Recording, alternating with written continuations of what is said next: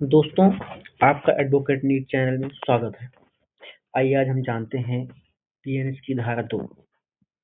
BNS धारा 2 की परिभाषा है। सरल हिंदी में पूरा व्याख्या है। बेयर एक्ट, आसान भाषा, व्यवहारिक उदाहरण, एग्जाम पॉइंट, ये सब आपको इसमें रहेंगे। बीएनएस धारा 2 क्या है? अधिनियम का परिचय। यह धारा बीएनएस में इस्तेमाल होने वाली तकनीकी शब्दों का आधिकारिक अर्थ तय करती है। व्याख्या की कुंजी। आगे आने वाले सभी अपराधों की परिभाषा इसी धारा के शब्दों पर टिकी है। अनिवार्य अध्ययन।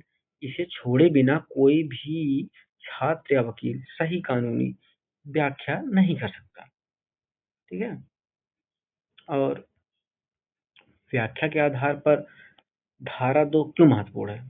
कानूनी शब्दावली। एक ही शब्द का सामान्य और कानूनी अर्थ अलग हो सकता है। ठीक है।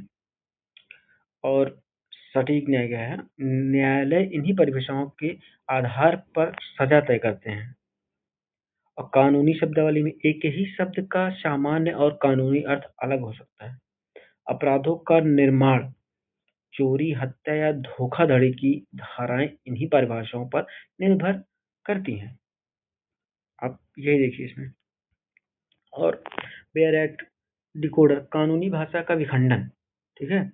इसका अर्थ है कि ये परिभाषाएं केवल बीएनएस भारतीय न्याय संहिता पर लागू होंगी। इसका मतलब है कि अगर किसी विशेष धारा में अलग से कोई शर्त दी गई है तो वह मानी जाएगी, वरना धारा 2 की परिभाषा ही लागू होगी। इस संहिता में जब तक कि संदर्भ से अन्यथा अपेक्षित ना हो। ठीक है। सामान्य अर्थ, कानूनी अर्थ समझिए। सामान्य अर्थ क्या होता है? आम बोलचाल की भाषा पर आधारित, व्यापक और परिवर्तनशील। उदाहरण दस्तावेज, डॉक्यूमेंट का मतलब आम आदमी के लिए सिर्फ कागज का टुकड़ा। कानूनी अर्थ, विधायिका द्वारा सख्ती से निर्धारित, न्यायालय में अंतिम सत्य माना जाता है। उदाहरण, बीएनएस में दस्तावेज में इलेक्ट्रॉनिक और डिजिटल रिकॉर्ड जैसे व्हाट्सएप चैट भी शामिल है। ठीक है। धारा 2 का पारिभाषिक ढांचा।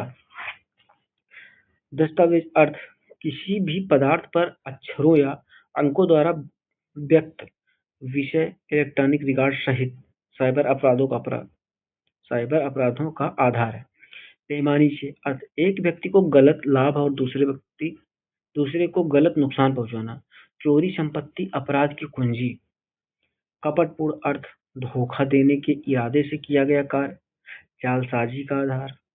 व्यक्ति अर्थ, केवल इंसान ही नहीं बल्कि कंपनी या एसोसिएशन भी शामिल है। ठीक है। व्यवहारिक उदाहरण, वास्तविक जीवन से कानून तक।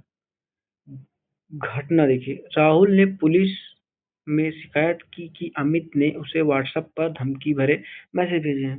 धारा 2 का फिल्टर देखिए, क्या व्हाट्सएप मैसेज का दस्तावेज है? धारा 2 के अनुसार हाँ, इलेक्ट्रॉनिक रिकॉर्ड एक दस्तावेज है। अंतिम परिणाम, अतः अमित पर डिजिटल दस्तावेज के आधार पर धमकी या ब्लैकमेलिंग का कानूनी मामला दर्ज किया जा सकता है। ठीक है। कोई भी अगर व्हाट्सएप पे कुछ कहता है तो वो भी मान्य होता है। न्यायालय रणनीति शब्दों की कानूनी लड़ाई। केस, एक व्यक्ति ने गलत दस्तावेज पेश करके नौकरी ली। ठीक है। अब यही देखिए यहाँ पे अभियोजन पक्ष तर्क, आरोपी ने कपट पूर्वक कार्य किया है। धारा 2 का उपयोग, इसका उद्देश्य सरकार को धोखा देना था। जालसाजी की धारा लगनी चाहिए। बचाव पक्ष तर्क, आरोपी ने बेईमानी से कार्य नहीं किया है। धारा 2 का उपयोग, इसमें किसी को आर्थिक गलत नुकसान नहीं हुआ, इसलिए चोरी या गबन का मामला नहीं बनता। निष्कर्ष, जज धारा 2 की परिभाषाओं के आधार पर तय करेगा कि कौन सा अपराध सिद्ध होता है। ठीक है। संरचनात्मक बदलाव, आईपीसी से बीएनएस तक का सफर। देखिए, आईपीसी पुराना कानून, बीएनएस नया कानून। परिभाषाएं बिखरी हुई थी, सभी परिभाषाएं एक ही स्थान पर। मुख्यतः अध्याय धारा 6 से 52 ए में दी गई थी। धारा 2 में ए से जेड तक वर्णानुक्रम रूप में व्यवस्थित है। पढ़ने और खोजने में जटिलता होती थी। व्याख्या को अत्यंत सरल और आधुनिक इलेक्ट्रॉनिक समावेश बनाया गया। ठीक है। परीक्षा मास्टर क्लास, महत्वपूर्ण बिंदु।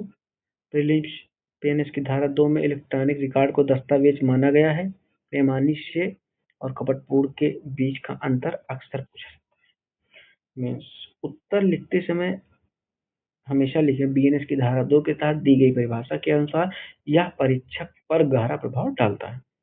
ठीक है, अब ये देखिए